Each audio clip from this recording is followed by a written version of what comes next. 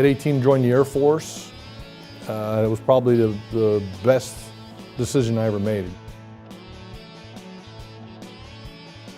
Sold cars just to put food on the table, and ended up being good at it, treating people right, and I worked my way up to general manager. And I was controlling a dealership and parts and service and all that stuff, so I thought I had a career.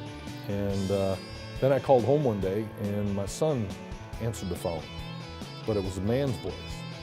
And I said, man, I'm working way too many hours, and here I didn't even realize his voice changed. I said, nah. So I prayed to God that night that there's got to be a way out. I ended up going to one of the dealerships in the group that I belonged to, and I have a friend of mine that was a service manager at the time, and he says he's going to go check out an insurance position because he was tired of being a service manager. And I said, he goes, and he wanted me to go with him. Everybody thinks they're going to be sold something, which is true.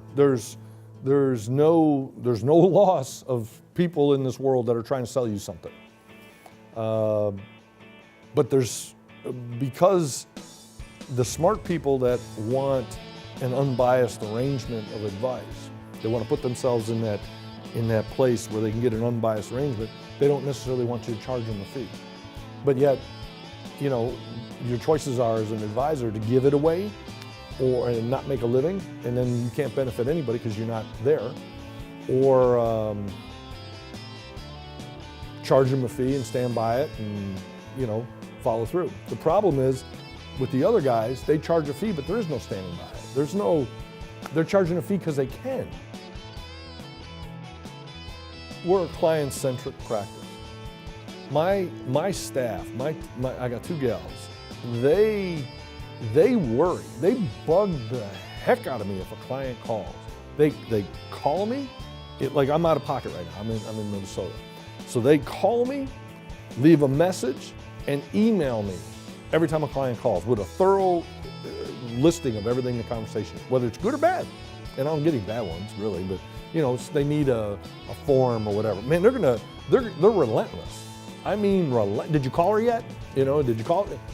Absolutely relentless because they care. They're not doing that to annoy me. They're doing that because they care. Client appreciation day. Picture this. I had one so far. Brought in a professional play money gambling casino.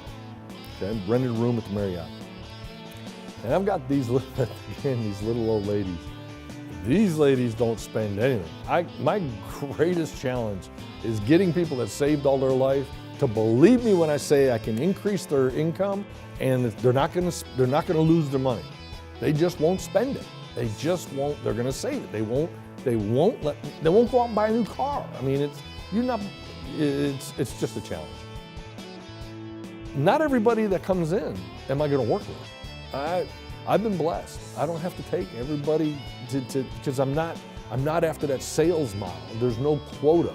There's no rung on the ladder. I'm just moving through life, you know, and doing right for as many people as I can.